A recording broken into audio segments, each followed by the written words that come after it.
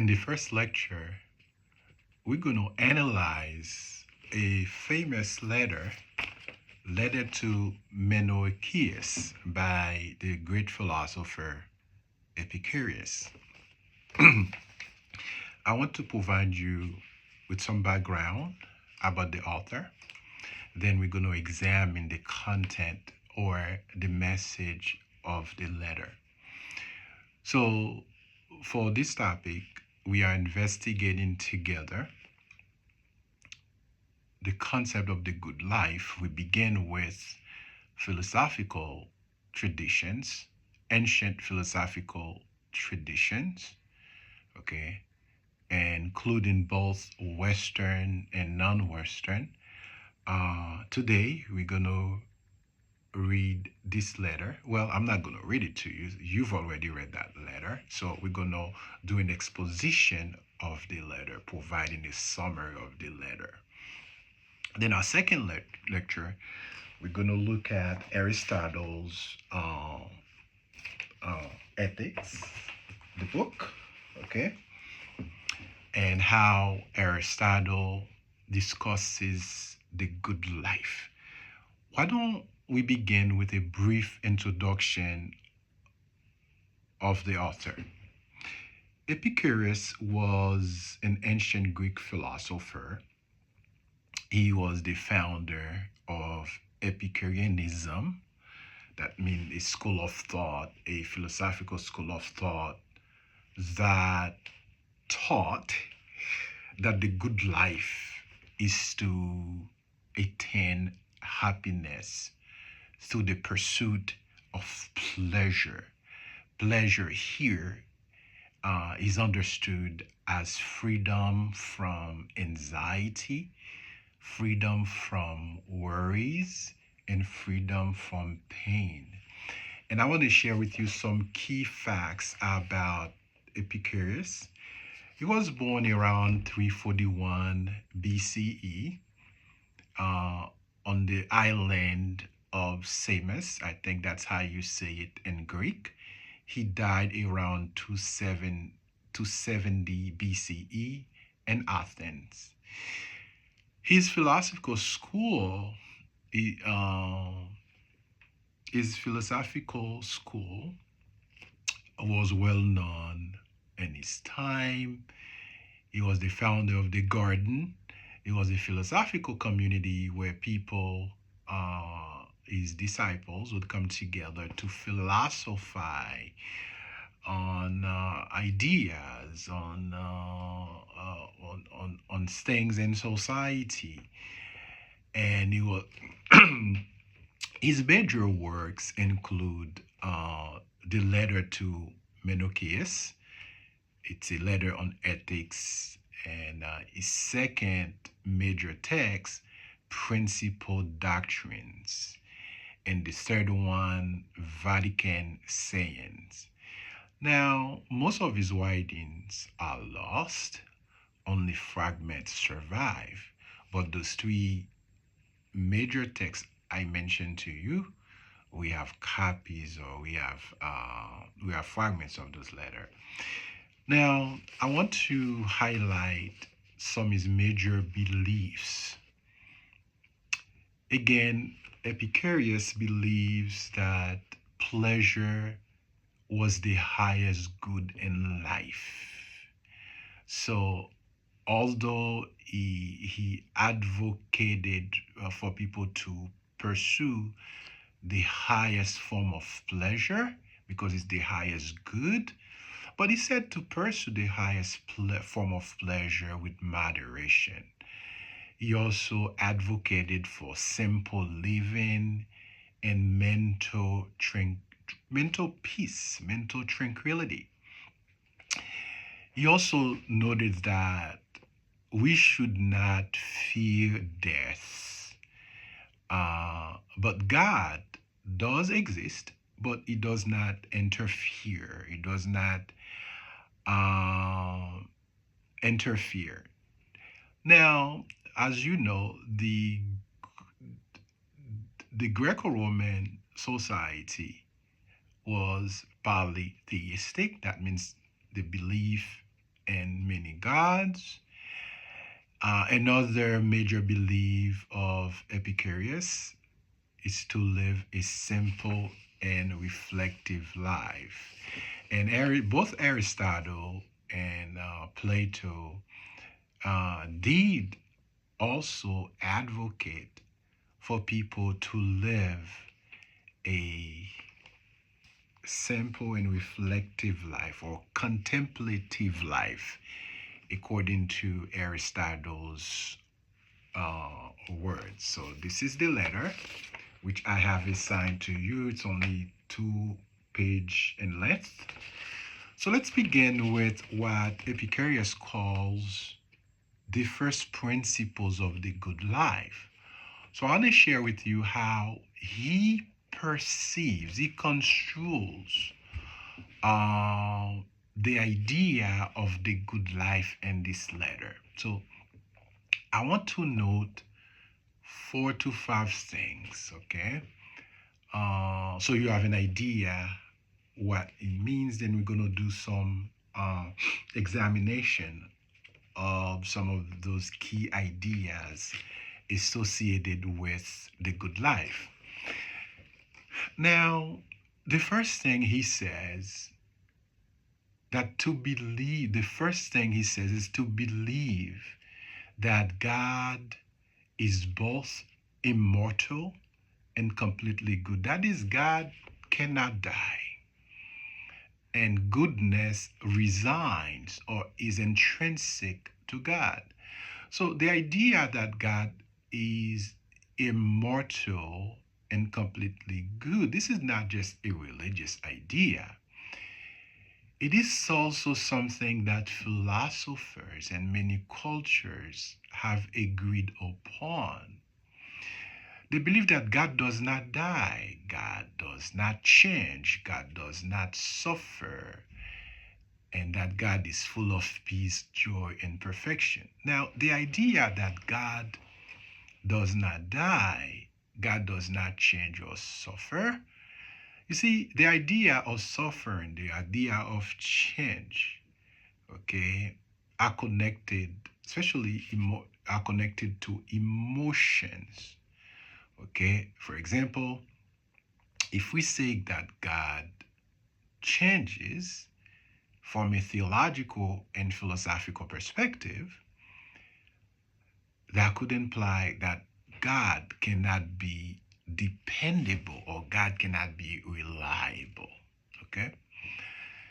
And the notion that God is full of peace, joy, and perfection, for the philosopher, the source of peace, of human peace, human joy, and perfection is God. Now, and of course, Aristotle, Plato would comment on the idea of perfection, on the notion of peace. How can we have joy, peace, or be perfect in this world? We're not going to go into this. I just want to give you a summary. So, from a religious and philosophical perspective, respecting and understanding God means holding on to the idea that God is unchanging. God is complete and the source of all goodness. So that God is complete, that means God is not dependent on human beings, okay, to be complete or to be perfect. The second principle of the good life, according to the philosopher, is this: we must become accustomed to the belief that death is nothing to us, so we should not fear death. So when we truly understand that death is not to be feared, we find life more enjoyable. Not because this understanding extends our years according to him, but because it releases us from what? From the restless craving for immortality. Okay? So this is very important. So if we have a proper understanding of death, we shall not have anything in this life to fear. And that would allow us to enjoy life in its fullness. The third principle of the good life, according to Epicurus, is that it's to advise the young people to live well, and the old merely to die well, right? He says this is a misguided approach. This is a misguided recommendation. So to advise the young to live well and the old to die well is a misguided approach. Well, what's the alternative? He says that, well, this is not only because life remains valuable at every stage, but because the very same discipline teaches everybody, both young and the old, how to live and how to die with dignity. So the same lessons that we apply to the young or to youth, we should apply the same lessons to older people. In other words, this is not only because life is always worth living, but because the same discipline that teaches us to live well also teaches us to die well. Doesn't matter. The fourth principle is connected to the future. To the future. So in other words, he wants us to balance. Okay, we should have a balanced view of time because we do not know what will happen in future times. So he says that the future is neither entirely ours nor entirely beyond our reach. So we do not possess the future, but we have the resources, okay, we have the abilities, we have the potentialities to craft our own future. In other words, we should not presume upon the future as something guaranteed, since we do not know, although we can be masters of our own future, but we should not despair of the future as something out of our reach. Instead, we should approach the future with cautious hope and measured expectation. So, in other words, there are certain things that in the future that are not certain. They're not absolute. Okay? However, we should approach the future with hope. Okay, and with understanding. The next principle number 6 of the good life, goes like this. We call pleasure the beginning and the end of the blessed life. So when pleasure is properly understood, according to the philosopher, it becomes our first innate good. So something that is in us. That's what we mean by innate. So it is from this natural inclination towards pleasure, he says, that all acts of choice and avoidance begin. And it is also toward the same standard that we return, using it as a measure of the good in all things. So, again, we need to understand the goal of pleasure, or the goal of life is to the pursuit of pleasure. But it is from pleasure, right, that every act, every action, every choice we make in this life begins. And it is to pleasure that we return. The last uh, principle of virtue, okay, of the good life, I should say. Well, before the last one, uh, he says that at the foundation of the good life is prudence.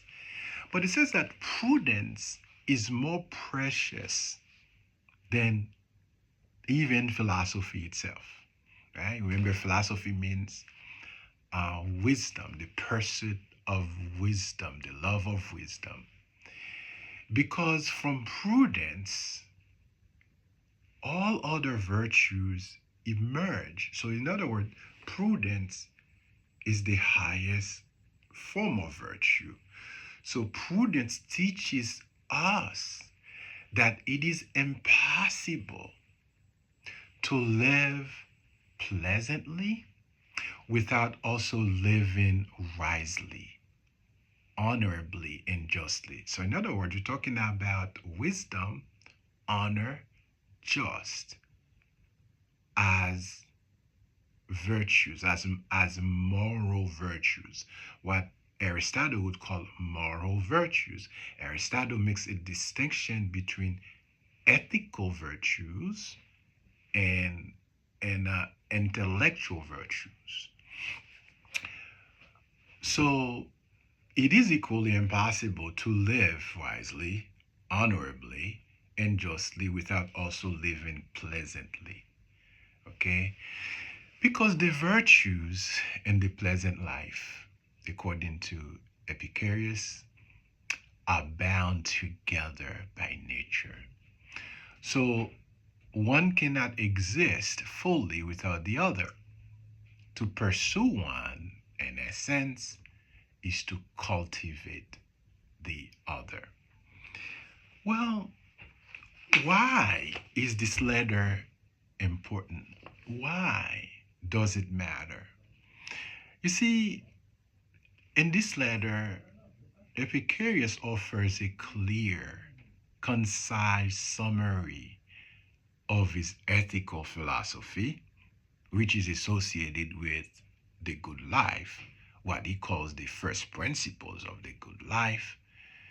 And of course, it is written in plain language for everyone to understand, no matter what your age is, young and old. It is a call to everybody to reflect on how to live well, how to cultivate the good life. Some key themes that we have already mentioned include pleasure, fear of death, desire, and the gods. Okay? Um, Remember what he says that pleasure is the highest virtue, but Epicurus defined pleasure not as indulgence, as some people will do, but as aponia. That's the Greek word, Aponia, aponia. That means freedom from physical pain. And pleasure is also defined as ataraxia. Okay, that's the Greek word Ataraxia. That means peace of mind, tranquility, absence of anxiety, absence of worry. This is what it means by pleasure. Um, Again, he talks about different desires, which he classifies in three types. Okay, natural and necessary, for example, food, shelter? Should we pursue food and shelter? He would say yes. Okay? But there are other things in life that are not natural, that are not necessary to have. There are other things that he mentions, like vain and empty. Example, fame, wealth. He would say, well, they're not nests. Should we pursue wealth and fame? He would say no. Okay? Because they do not contribute anything significant to the good life. Because Epicurus calls people to simplify their life. In other words, to reduce disturbance, distraction, but to increase inner peace. Okay, this is an important concept we find in Buddhism. Okay, to find peace in ourselves. Well, let me bring this to a close with some questions, some reflection questions. These are some questions I want you to think about. Okay, now I want to go back to those major concepts and ask some questions about them. These are not the questions I'm asking you to respond to, but I want you to think about those questions, okay? On death and mortality. In other words, what does it mean to say that death is nothing to us? How might this perspective change the way you live day to day? Do you agree that the desire for immortality distracts us from the enjoyment of life? Why or why not? The second category offers living and dying well. I have two questions for you to reflect upon. Why is it problematic to separate advice about living well for the young from advice about dying well for the old? Why is it problematic for the philosopher to separate advice about living well for the young from advice about dying well for the old? The next question is, in what ways might the same discipline teach us both to live and to die well? The next group of questions about the next category is about uncertainty in the future.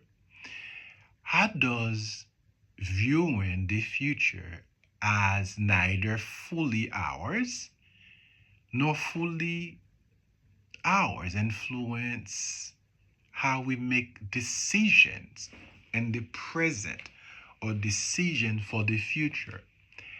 The next question, how can we balance hope for the future with acceptance of uncertainty? You know, as human beings, we don't want not to know where we're going. We are worried about the uncertainties of life. You know, we are worried about the future since the future is open to us. The next category is pleasure as a moral standard. This is how Epicurus defines pleasure, as a moral standard. So, how does he define pleasure? I just went over this, right? Aponia, freedom from physical pain, and ataraxia, peace of mind, absence of anxiety. You see, I just answered that question for you. In what ways might the pursuit of pleasure be compatible or incompatible with a virtuous life? You see, the idea of virtues is very important as we're going to talk about Aristotle's idea of virtues, which he divides virtues into two categories: ethical virtues or moral virtues and intellectual virtues. Okay? The role of prudence, that's the next category. I have three questions for you to reflect upon. What is meant by calling prudence the greatest good? How does prudence relate to other virtues like justice, honor, and wisdom that we find in Plato's Republic, for example? Aristotle would include friendship, okay? A virtue that does not fall under the category of ethical virtues or the category of intellectual virtues. Okay. The next question is this: can someone be virtuous, right? Virtuous without being prudent? Is it possible to possess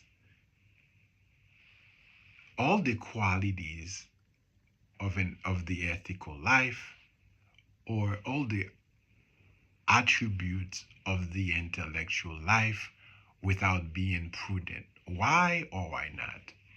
The next category is this: virtue in the pleasant life. Do you agree that virtue and the pleasant life are inseparable? Do you agree that virtue and the pleasant life, the life of pleasure, are inseparable? Can you think, for example, of one real life example where virtuous living led to deeper or more lasting pleasure?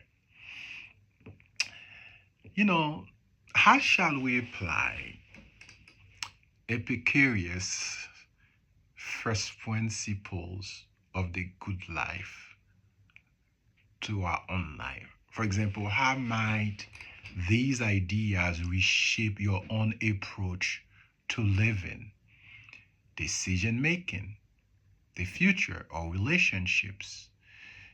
The last question I have for you: what aspects of this philosophy challenge your current worldview the most? Again, this is Dr. Joseph. Today we looked at Epicurus' letter to Menoeceus. Okay. Our second lecture, we will engage Aristotle's ideas on the good life and the happy life and the meaningful life.